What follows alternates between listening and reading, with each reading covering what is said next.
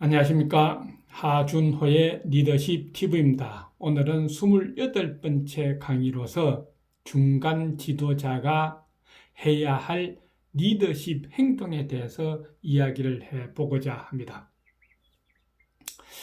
우리가 가장 이상적인 지도자라고 한다면은 어떤 사람이 가장 이상적인 지도자겠느냐 하는 겁니다.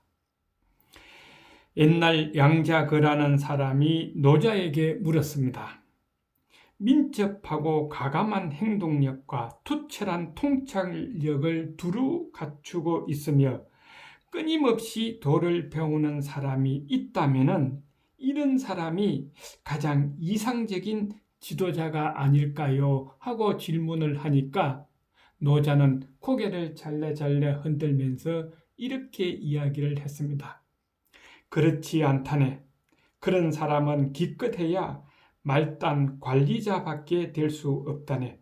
또한 변변찮은 재능에 얽매여 심신이 피곤한 불쌍한 사람이지.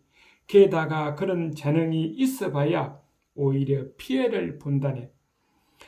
호랑이와 표범은 아름다운 가죽 때문에 사냥꾼에게 잡히고 원숭이와 사냥개는 그 민첩함 때문에 목에 쇠사슬을 걸고 있는 것이 그런 사람을 어떻게 이상적인 지도자라 할 수 있겠는가?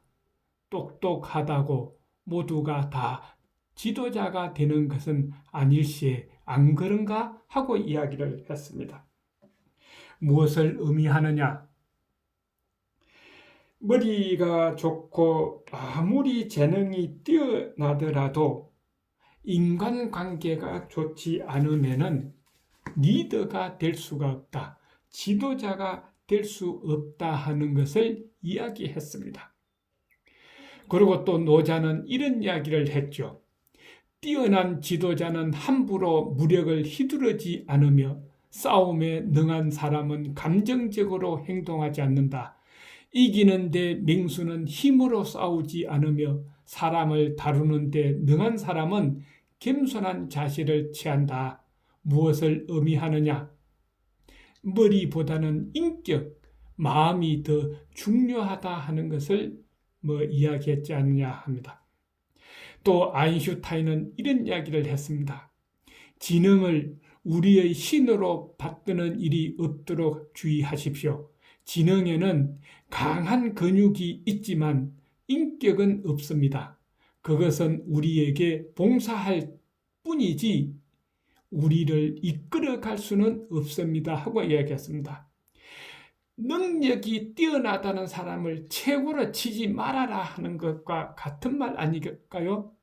저는 그렇게 이해를 합니다. 또 다니엘 골맨의 두 사람이 지은 감성 리더십에 보면은 이런 말이 있습니다. 한쪽 날개로만 날 수 없듯이 가슴과 머리, 감정과 사고가 어우러질 때 비로소 타고난 리더십이 발현되는 것이다. 감정과 사고 이 둘은 하늘 높이 비상하기 위해 갖춰야 할 양 날개와 같은 것이다 하고 이야기를 했습니다. 그래서 지도자는 팀원들에게 강한 맛을 내는 조미료를 넣는 사람이다. 무엇을 의미하느냐? 지도자는 팀원들을 신바람나게 만드는 사람이다 하는 겁니다. 그 다음 두 번째로는 팀원들은 자신들을 믿고 자신들의 마음을 이끌어줄 지도자를 따른다. 머리 좋다고 따르는 거 아니다는 겁니다. 세 번째는 리더십의 가장 중요한 요소 중의 하나가 감성지능 능력이다 하는 거죠. 그래서 감성지능을 갖춘 지도자의 필수 조건 가운데 하나가 농담입니다. 아주 객이 높은 농담이 중요하다는 거죠. 저는 소대장을 할 때에 제일 첫 철작 근무를 하면서 연대장이 첫 초대 방문을 했습니다. 농담부터 하는 겁니다. 어이 하소이 애인 있어? 애인 없으면 내 조카 22살 먹는데 소개시켜 줄게. 빨리 말해. 있으면 있다 없으면 없다. 그러면서 어떻게 겨울 준비를 해야 되는가? 겨울 준비를 하라 하고 지시를 내리는 것이 아니라 왜 겨울 준비가 필요한가 하는 것을 저에게 깨우쳐 줬습니다. 정말로 그때 저는 저런 방법이 참 사람을 다루는데 좋겠구나 하는 것을 저는 깨우쳤다 하는 겁니다. 그래서 사람들의 공감을 불러일으키는 리더십을 발휘한다는 것은 우리의 지성과 감성을 한데 묶는 것을 의미한다. 훌륭한 리더십은 머리와 가슴을, 지성과 감성을 함께 묶어야 된다 하는 거죠. 우리가 한번 생각해 볼 필요가 있지 않느냐 하는 겁니다. 그래서 감성지능의 핵심 능력이 뭔가를 봤더니 고전에서는 이런 4가지를 감성지능의 핵심 능력으로 생각하고 있습니다. 이 4가지는 전선록에서 왕양명 씨가 이야기한 겁니다. 입지라는 것은 뜻을 세우는 것을 말합니다. 온갖 기술과 재주를 가졌다 해도 먼저 뜻을 세워야 성공할 수 있습니다. 뜻을 세우지 않으면 키가 없는 배와 같고 재갈을 물리지 않는 말과 같습니다. 키 없는 배는 풍파에 휩쓸려 정처없이 떠돌며 재갈을 물리지 않는 말은 제멋대로 돌아다녀 어디로 갈지 예측할 수가 없습니다. 내가 내 인생 뜻이 없이 제멋대로 행동하면은 사회생활 하는 데에 그만큼 지장이 있다 하는 거지요. 그 다음 2번째로는 근학입니다. 배워야 된다는 거죠. 그 배우는 것은 단순한 지식 습득이 아니라 자신의 인격을 향상시키는 데 도움이 될 만한 지식을 습득하는 학문을 말한다 하는 겁니다. 그래서 겸허한 자세로 자신의 무능함을 자각하고 열심히 학문에 힘쓰며 다른 사람의 장점을 칭찬하고 자신의 단점을 반성하는 것이 배우는 목적이다 하는 겁니다. 3번째는 개과입니다. 잘못을 고칠 줄 아는 것을 말한다는 거죠. 아무리 현명한 사람이라도 잘못을 저지를 때가 있습니다. 그러나 현명한 사람은 자신이 저지른 잘못을 반성하고 고칩니다. 다시 말해서 잘못을 저지르지 않는 것이 중요한 것이 아니라 저지른 잘못을 고치려는 자세가 중요하다는 겁니다. 잘못을 깨달으면 솔직하게 인정하고 고쳐야 된다는 거죠. 그래야 사회생활에 같이 공감을 할 수 있다 하는 겁니다. 그 다음에 4번째로는 책선입니다. 착한 일을 권한다 하는 겁니다. 인간은 혼자서는 살아갈 수가 없기 때문에 함께 할 사람이 필요합니다. 그래서 내 옆에 좋은 친구나 좋은 동료를 가까이 하려고 그러고 이 가까이 하면은 서로에게 도움이 되어서 좋은 효과를 얻게 된다 하는 겁니다.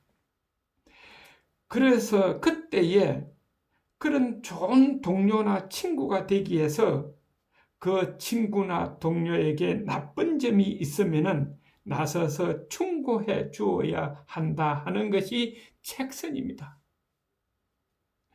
그런데 그때에 상대방에 대한 배려가 결여된 충고나 질책이나 매도는 삼가해야 한다. 착한 일을 권하기 전에 그래서 내가 먼저 착한 일을 해야 한다 하는 겁니다. 자고로 다른 사람의 단점을 들추고 비밀을 폭로하며 옳고 그름만 따지는 그런 행동은 착한 일을 권하는 자라고 할 수가 없다고 이야기할 수 있겠죠.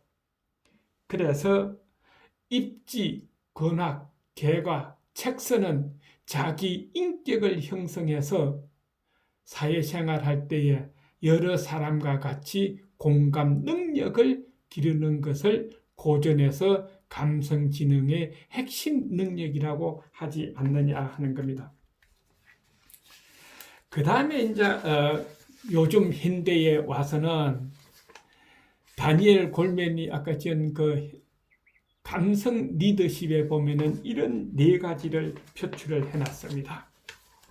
감성지능의 핵심 능력이 자기 인식 능력이고 자기 관리 능력이고 그 다음에 세 번째로 사회적 인식 능력이고 관계 관리 능력입니다.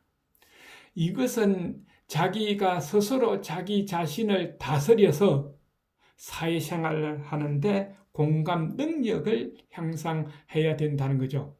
고전에서는 인격 형성이고 현대에서는 자기 자신을 다스려야 된다 하는 겁니다.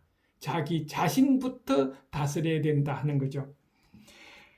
자기 인식이라는 것은 무엇을 의미하느냐? 자신에 대한 깊이 있는 능력인데 자기 평가입니다. 간단히 말해서 자신의 감정이나 능력이나 자기 한계나 가치, 목적에 대해서 깊이 이해하는 것을 말한다 하는 겁니다. 여기에 부족한 사람은, 자기인식 능력이 부족한 사람은 원칙을 쉽게 내팽개치고 곧잘 마음의 갈등을 초래하는 결정을 내린다 하는 거죠. 그 다음에 두 번째는 자기 관리 능력입니다. 자신을 다스리는 능력, 자기 제어 능력이다 하는 거죠. 자기 관리 능력은 자기 인식 능력에서 비롯되는데 자신의 감정을 헤아릴 줄 알고 자신이 무엇을 하고자 하는지를 아는 것을 말한다는 겁니다. 그래서 자기 관리 능력은 꾸준히 자기 자신과 나누는 내면의 대화에서 우리가 감정의 노예가 되지 않도록 만들어주는 감성지능의 한 요소라고 보면 됩니다. 그 다음에 사회적 인식 능력이라는 것은 감정이입 능력입니다. 내가 이렇게 행동하거나 말을 했을 때에 상대방이 어떻게 지금 생각하고 있는가를 빨리빨리 간파하는 것을 말한다 하는 거죠. 지금 내가 이런 행동을 말을 했을 때에 지금 저 사람이 기분이 상했나? 아니면은 좀 지루한가? 관심이 없어 보이는가? 아니면은 지금 내가 하는 여기에 흡족해 하는가? 하는 것을 중간 관리자, 리더는 상사나 아래 사람을 대했을 때에 빨리빨리 간파를 해야 거기에 대해서 대처할 수 있는 능력을 가질 수가 있다 하는 겁니다. 그것이 대단히 중요하다 하는 거죠. 그 다음에 네 번째로는 관계 관리 능력입니다. 영감을 불러일으키는 능력이라는 건데 미래 변화를 촉진하는 능력이라고 할 수가 있겠죠. 지금 이런 것을 했을 때에 미래가 어떻게 되겠는가? 그래서 아래 사람들에게 일을 시켜야 되느냐 말아야 되느냐? 아니면은 윗사람에게 보고를 해야 되느냐 말아야 되느냐? 또 내가 이렇게 지시함으로 해서 동기부여가 되겠느냐 안 되겠느냐? 이런 여러 가지를 생각해 볼 수가 있지 않겠느냐 하는 겁니다. 이런 네 가지는 바로 자기 자신부터 다스려야 감성지능이 나올 수가 있다 하는 것을 의미하지 않느냐 하는 겁니다. 그래서 중간 지도자의 감성 리더십 기본 행동이 뭔가를 한번 정리를 해봤습니다. 옛날 장자는 이런 이야기를 했습니다. 이상적인 지도자는 재능이 넘치더라도 아무 재능이 없는 듯 행동하며 무언의 설득력으로 사람을 감화시킬 수 있는 능력을 가져야 된다 하는 거죠. 지도자가 능력이 없으면 판단할 수가 없습니다. 판단 못하면 올바른 지시를 내릴 수가 없지요. 제일 중요한 거 재능은 있어야 됩니다.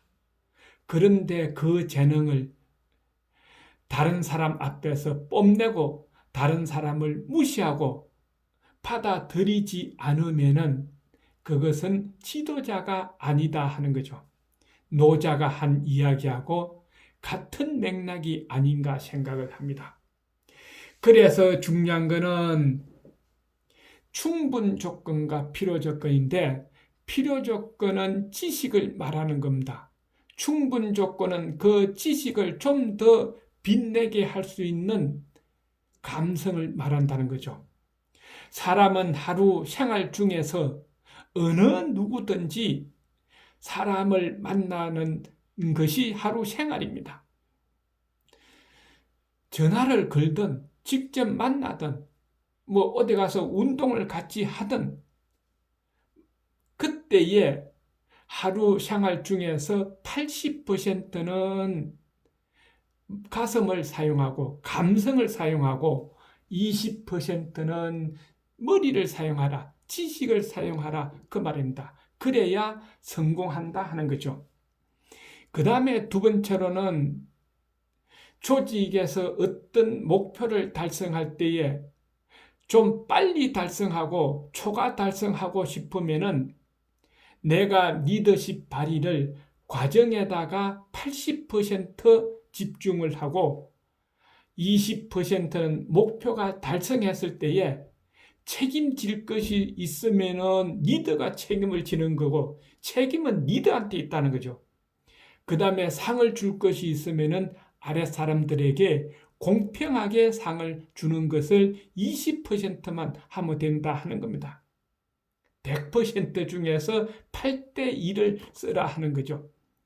그 다음에 조직에서 관심을 어디다가 둬야 되느냐 하는 건데, 중간 리더는 위와 아래가 다 있겠죠.